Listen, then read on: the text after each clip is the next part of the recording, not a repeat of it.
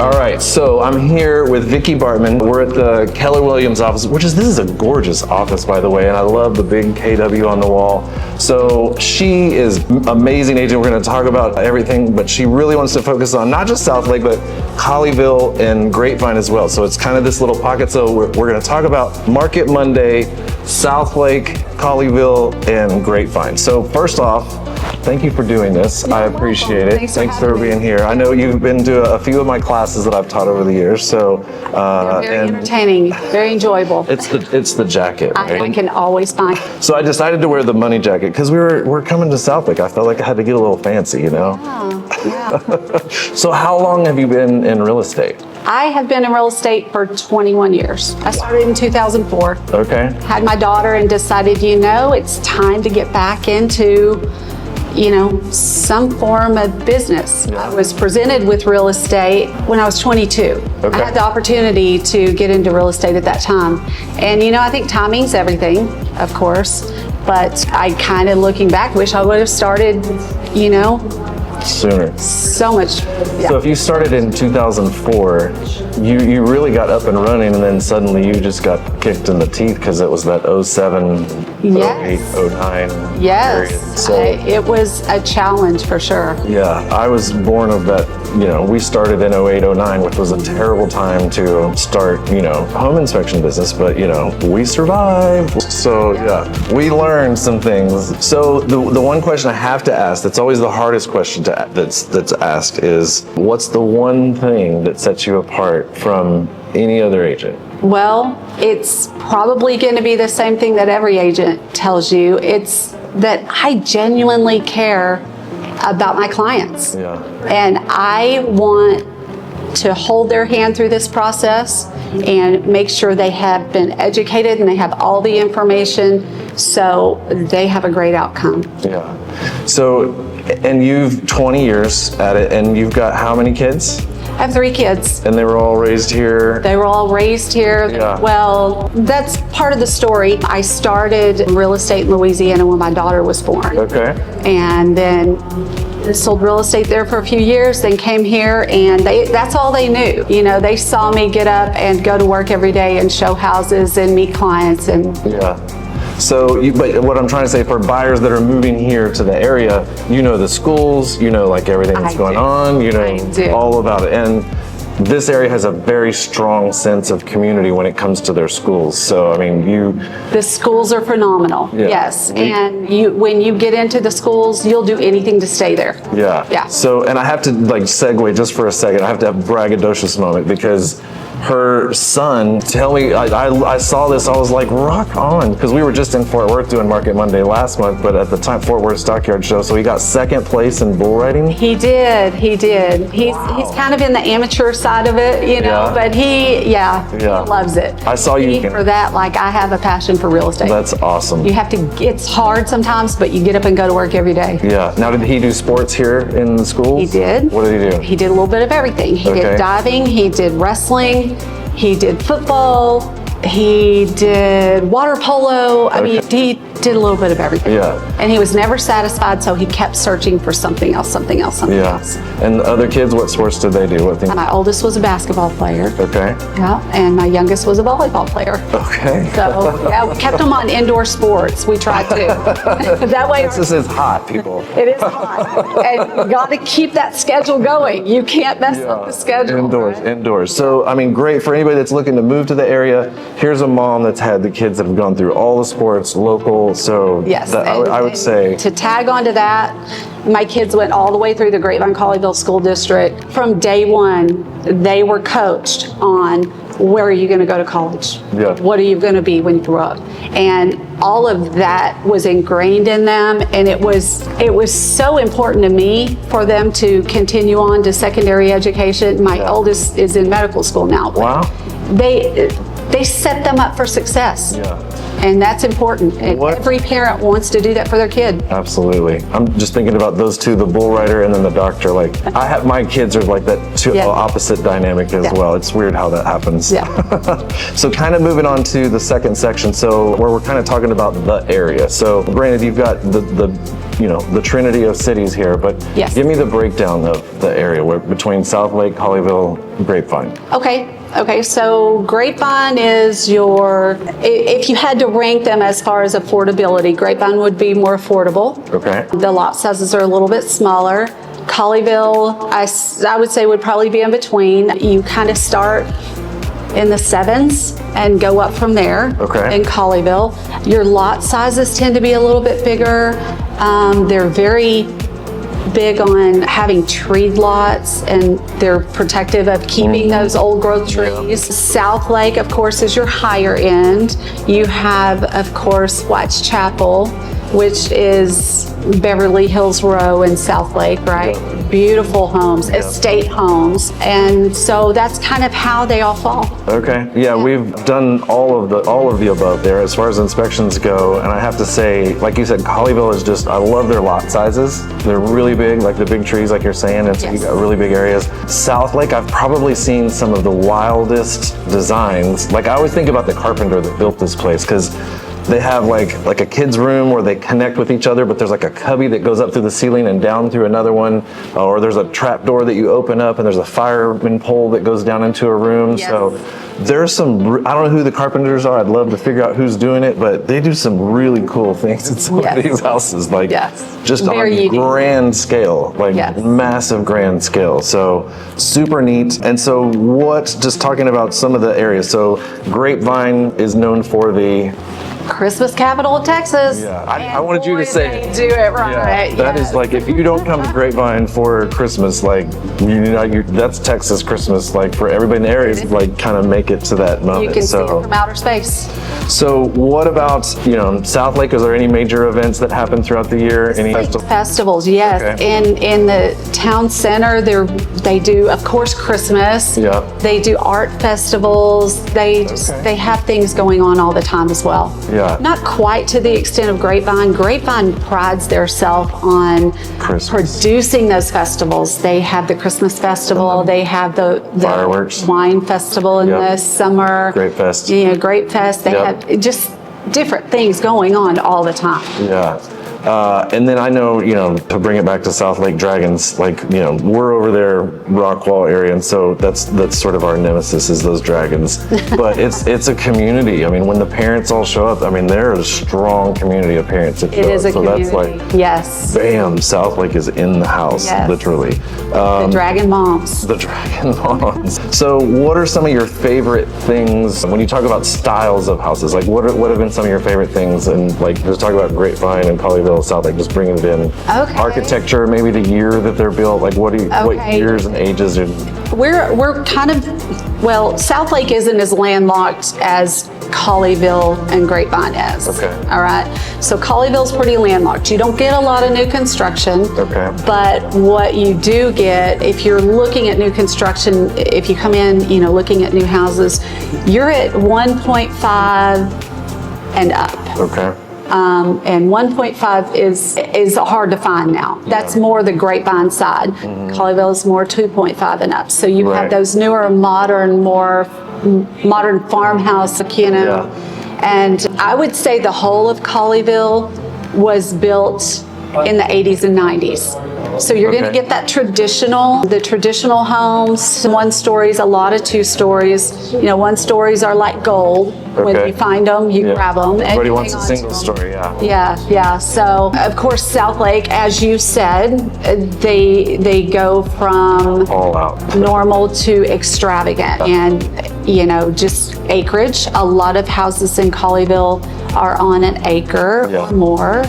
So oldest in Colleyville, you would say 80s, 90s. Is there anything that goes back to that besides maybe an old farmhouse that's still around? Yes, as a matter of fact, I sold one of the original homes that is still standing in Colleyville to the city. Wow. This was, many years ago on Bluebonnet. Okay. And the Badalts owned the home, and it's sitting on the corner of Bluebonnet and Glade. Okay. And they're going, I think their intention was to keep it as a historical. Yeah. It was built in 1901. Oh, okay. And it was originally a plantation.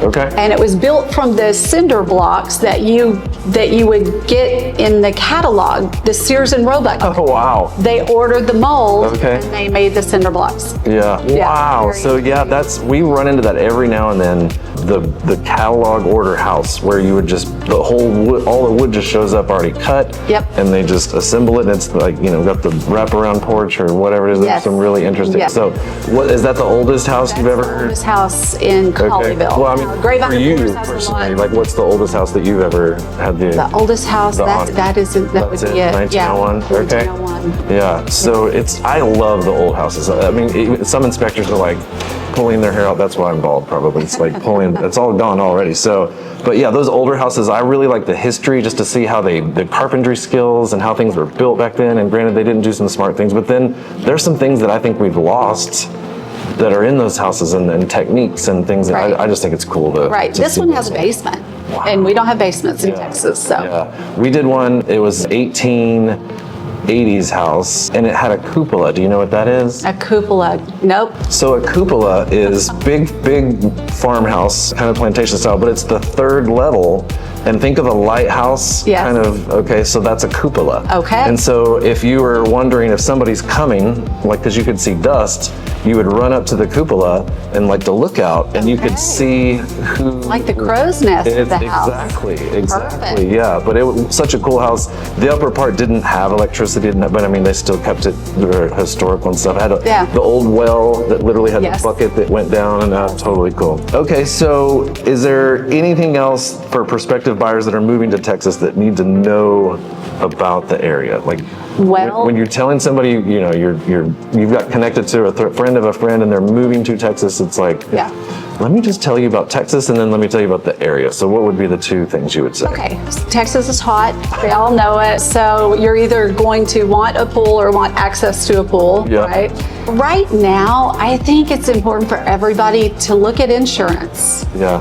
Insurance in Texas is going Yep. crazy like it is Yep. everywhere else. And I think you really have to look at that as a whole, as far as affordability. It didn't used to be like that. No. Now you're having to talk about that before you even get Before here. you get out of that option period, you got to look at insurance. Yeah. So it's funny how that conversation's changed. And then just talking about prospective buyers moving to the area, if you kind of laid out those three things, but if you're talking to somebody and they want to do sports, do you talk about where they're working and how much they're going to drive? Because I don't think people realize what we drive a lot. That's true. And we drive in minutes, not in miles, right? yeah. It's how many minutes does it take, right?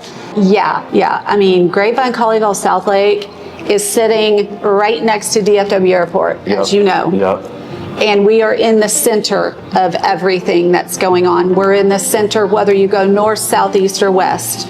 So your location is magical if you have to commute. Yeah. And if you don't have to commute, it's magical because it's just a lovely place and you really don't have to leave your bubble if you want to. It feels like it's just kind of still untouched. Like nobody's really come in and done crazy, big, tall, Yes. you know what I mean? Yes. So where it still has that kind of sense of community. Yes. But you're right, it's right in the middle. So for, people that are moving from out of state, centrally located right by the airport, and it's not that you hear planes 15 flying minutes over. from anything. house to airport is the typical time, Yeah. typical drive time. That's awesome. Okay, so now I wanted to get into super local stuff. So I have to Okay. ask, where is the best place to get a burger?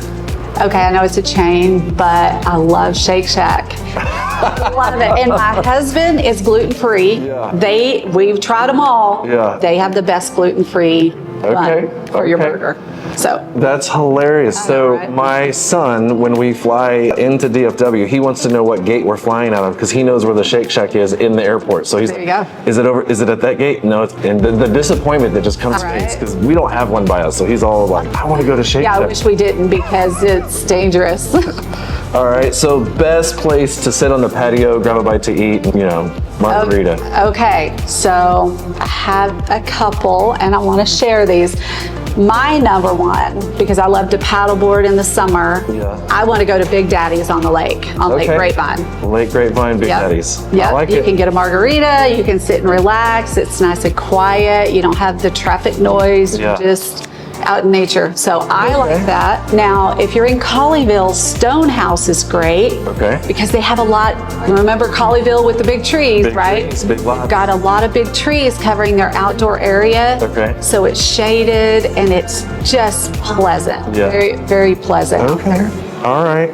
Now, this is the one that people fight over is Mexican food. So, in your opinion, and let me just start by, and I'll preface it to say, my wife, I met her, she was my boss at a Southwest restaurant, and so she's very picky about her chips and salsa, and so that's how she judges the place, and so I'm used to people judging, so I want to know all out, best Mexican. My absolute favorite, again, another chain, Mi Dia. Mi Dia is fantastic. Their tableside guacamole is amazing. And where's it at? It is in Grapevine, right off of Main Street and 114. Now, if you want to go super authentic and you want a nice patio and a nice atmosphere, Esparza's. Esparza's. Grapevine. All right. I like it. So there's two fried avocado there. Oh God, you're making me hungry. It's like past lunchtime. My crew's like, we're hungry. Where are we gonna Okay, so now moving on to kind of the third section, we're bringing it back to real estate. When people are, moving from out of town, out of state, you are showing everything and you're just giving your whole heart and soul. But you also have to rely on your team. And you were just talking about insurance a second ago. So you got mortgage and title and, inspector and like the whole gamut. But how do you decide, 20 years in business, who you sort of gravitate towards to work with? Well, it's so important to me that my partners understand that, first of all, they got to answer their phone. When I call, I'm not calling you because I want to chit chat. I need you. I have a question. I need you to show up. Number two, you got to show up. You got to show up on time. And number three, you have to be professional because you represent me when you're there. Absolutely. I need a partner that I know I can rely on and that they're going to do a great job. That's just...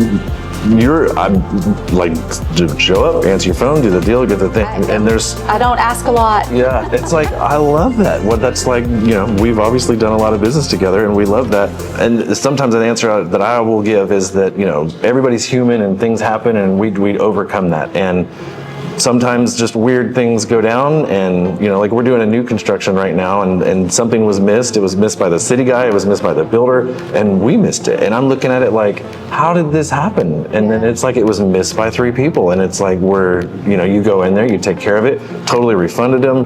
I'm embarrassed, I'm sorry that this happened. And, we send cookies and send things. We're going to make it right. And we're going to make it right. And sometimes what I love about you guys is that I can go to your classes and I learn so much. I hear all the great stories about what you've seen and what happened at this inspection. And not only are you teaching me about whatever is in that class at that time, but it's the life lessons out there. As a realtor, inspector, you're never gonna know everything, never. So all those life lessons, you just got to take them all in, and you got to hang on to those and keep those, and make sure you don't make the same mistake. It's going from your associates to your bachelor's to your master's to your doctorate, and then you just keep stepping up. The more that you've been around, that's kind of how it is.